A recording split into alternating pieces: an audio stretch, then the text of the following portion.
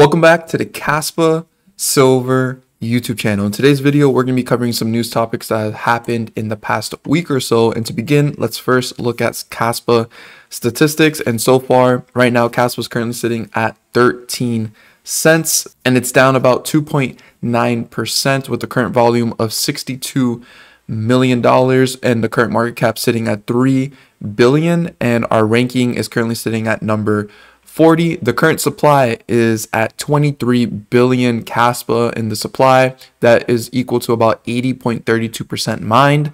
Our current hash rate is sitting at 177 petahashes, with our highest hash rate being 193 petahashes. The current reward per block for Kaspa is sitting at 123 Kaspa per block, and the next reward is going to be 117 Kaspa per block, which will be happening within the next 17 days, and that will be on April 5th when we get that next reduction. If we're looking at the top addresses here, there's not too much going on other than recently the Kucoin wallet that we believe is this number one address here decided to move about 50 million Kaspa or so and basically remove themselves as being a Aquaman. But when we look at this address, you could see that the recipients ended up being a Kucoin wallet, and I'm just pretty sure that this number one wallet is just Kucoin, and I guess this is just their holding bag where they're just holding Kaspa. They don't actually use this bag to send Kaspa off the exchanges when people request to withdraw. But currently that's pretty much all that's happening. And if we're looking also at the address distribution, we could see that in the past 30 days, there have been a lot of sharks and whales addresses going away, but a lot of crab, octopuses, fishes, and dolphins growing in the last 30 days, which is always nice to see. It just means that the bigger whales and sharks are selling off their bags. A lot of it does have to do with simply people are just selling to buy more miners. A lot new miners came out and people are trying to do that. Or there are some people that are literally trying to make hosting farms and stuff like that for Kaspa to continue its adoption. If we're looking at Kaspalytics over here, we could see that for the inactive supplies, it's currently sitting at about 53% still for the last 3 months. And for the last 6 months, it's sitting at about 35%. For the last year, it's been on the rise recently, and it's currently trying to approach 15%. That has not moved in the last year. And in the last 2 years, also has been on the rise, and that's currently sitting at 3.60% of the supply has not moved in over 2 years. Next off, let's go ahead and look at the Kaspa power law predictions just to see if this is continuously being accurate. This is based on the power law video that I made where Kaspa supposedly is the only other asset next to Bitcoin that is following this power law theory, where it will forever follow this type of trend line that's going on here. We can see currently it's falling a little bit off of this trend line, but the fair market price should be at 17 cents right now, but we're a little bit under that. And as always, this is not something you should be using as a estimate to figure out when you should be buying or selling. This is just a power law, and the price can be anywhere within this line, and it could be way below this line or way above this line. No one really knows. But also they added a rainbow chart that is similar to Bitcoin, and I will put the links down below to everything in this video, but you can find the link to the Bitcoin rainbow chart and kind of read off what each color means depending on where the price is and what channel it's in within those colors, so that you can kind of see what those mean. But currently we could see that Kaspa's falling into the green to yellow channel, which if we were to look at what this would mean is green over here says a good spot for accumulating a Bitcoin position. Light green is Bitcoin could be acquired for relatively cheap. And then yellow is investors should hold their Bitcoin. So pretty much Kaspa is like in the holding accumulation phase if it is accurately following this power law chart. Now, moving forward, let's get into some topics that were announced on X. And first off, Kaspa got a new listing on Kucoin. They recently just listing a new pair of Kaspa BTC on Kucoin. Also, this is really cool to see, but it says in this post here, we are thrilled to announce that Professor H. Samplininski from ELS C. Brain at Hebrew University and Harvard, has been awarded the prestigious Brain Prize for 2024. And this is no coincidence. This is the father of the founder of Kaspa, Jonathan Samploninsky, and it looks like they both have gigabrains in this world, and they are really smart people, and his son is basically following after that with creating Kaspa here. Next, we have another article that decided to mention Kaspa as a sort of opportunity because exchanges are not listed on it, but they did mention Kas as one of the top 3 coins to be looking at that are not listed yet on exchanges. We got a brand new listing on an exchange called WRA, and this is a new Kaspa spot listing. Supposedly, there was rumors that WRA was in partnership with Binance, so people are trying to make some kind of correlation that maybe Binance will be soon, but all we do know is that Binance will eventually come. They already have futures for Kaspa, so I'm pretty sure they're just still trying to accumulate a position in Kaspa using that futures as liquidity, or they may be potentially waiting for Kaspa to finish implementing its upgrades that will be coming very, very soon this year.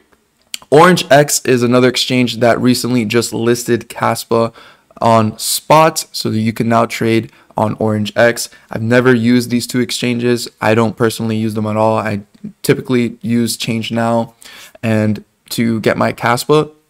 And if we move to the next topic here, we have a new tweet from Dr. Martin saying, together with members of the ETH Millen University and a Harvard professor, we started the exploration for Kas as an Ethereum rollup in the Vitalik Buterin endgame vision, as well as the functionality of Kas integration in ICP.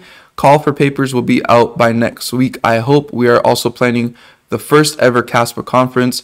We'll set up channels for that soon. This is exploratory academic research by third parties. Now, this was kind of making rounds around Twitter because people were saying that, oh, Kaspa is going to be integrated with ICP, or there's going to be rollups with Ethereum, and some people weren't really happy about this. But the key thing about this post is that this is academic research by third parties, and you have to remember that Kaspa is an open source project. Anyone is welcome to come in and try to implement things on Kaspa, especially third parties, just because it is open source, and Kaspa is built for these kind of things. So this isn't really something that's being done with the core developers of Kaspa, like the founder, Jonathan Samploninsky, or Michael Sutton, or Shai. These people are not really behind what Dr. Martin's talking about here. These are more things that are just in the background that third parties are looking to do for Kaspa to just bring more adoption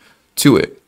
Next, we have here Goldshell finally released a brand new Kaspa miner doing 1.18 terahashes at only 400 watts. And this is basically the new home miner for Kaspa. This thing got released, and when it did, the website completely crashed. And when they finally got it working again, they practically sold out right away. And you can also see here that they were selling it for around $16.49, but these things practically just sold out instantly. And if I look right now, it looks like they're back in stock. So Goldshell looks like they just put them back in stock, and the hailing time is about 14 business days before it gets to you. And I assume that it's going to be close to maybe $1,700 once you actually add it to your cart and everything. I don't know if I should consider buying this. I might make a dedicated video just to talk about this, to consider maybe buying this, because 1.18 terahashes is actually really good for only 400 watts.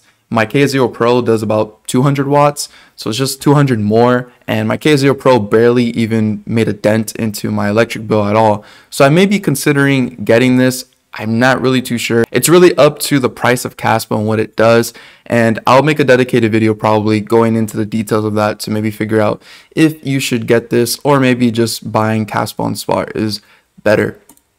Moving over to this next post here, this user says, can we have some updates on DAG Night progress at Kaspa currency? And he says, Nick says here, if not about DAG Night, how about Rust? And Michael Sutton responds, and says, I can only answer for myself. In Rust, there are a few big PRs to review and some others to complete. It's taking time, but progress is made slowly but surely. We're waiting for this significant batch of work to be merged before moving forward with stability in parallel and completing with Shai and hashtag an MVP version of a scientific paper presenting a novel approach for a dust prevention mechanism, aka the unpublished KIP9, already implemented in testnet 11. Also happening in parallel is me recovering from a bad virus. Last but not least, getting back to work on DAG Night is around the corner. We were working on paper aspects a few weeks ago, and the next steps will be in multiple fronts, completing additional work on the paper, plus starting to design and implement the inner algorithms. So a lot of theoretical stuff more than actual practical advancements. The dusting is already implemented in Rust. It only requires some final touches now that the theory is finalized. DAG Night was always about the theory and what I call the applied research design of efficient and incremental algos. It's all happening simultaneously. And this is what people need to realize, is that there's actually a lot of moving parts in the background that are being developed currently. Michael's not the only one working on Kaspa. There's other people working on Kaspa, making brand new wallets, extension wallets. Right now, testnet 11 is being tested currently. In fact, I can show you right here the block DAG visualizer of testnet 11, and anyone can run testnet 11 on Google Chrome if you just search up kaspa-ng.org. This is a brand new wallet that is going to be implemented into Kaspa. It's currently in its alpha stages, but you can already test it out and start messing around with the testnet 11. You can also use mainnet for this, but I wouldn't recommend using this for your funds. The seed phrase is not compatible with KDX or Caspian wallets yet. So really, this is all just for testing, but Aspect was behind creating this, and this took a lot of time. But this right here is crucial to move forward with adoption, because we do need better website applications, desktop applications, and wallets in general for Kaspa to really just get the adoption going, especially when smart contracts come in here. And Shai kind of summarizes everything that has been done in the last year or so. And he says he's right, Cass. Only a year and a half ago, hardly nothing but the consensus layer was complete. Since then, a small crew of devoted and talented volunteers managed, among the rest, to re-implement the rest of the code base. And this is key. Golang is what Kaspa is written under. And literally, they basically had to rewrite the whole entire code base and put it into Rust. So this is not just some simple task. It's literally basically remaking Kaspa currency and making sure that we can all be onboarded into Rust when we do the hard fork without any issues. So much testing is required and needed. I don't want this rushed. I want to make sure this is as perfect as possible. So I am okay with waiting as long as possible. He continues to say here, completely refactor the mempool and many parts of the code, validation logic, and difficulty adjustment to accommodate never seen before throughputs. Redesign the API, making future integration of Kaspa much easier. Expose the API to WASM, creating infrastructure on which KNG, already available in alpha, was built, and paving the road to a future browser extension. Design and implement a groundbreaking solution to UTXO bloat.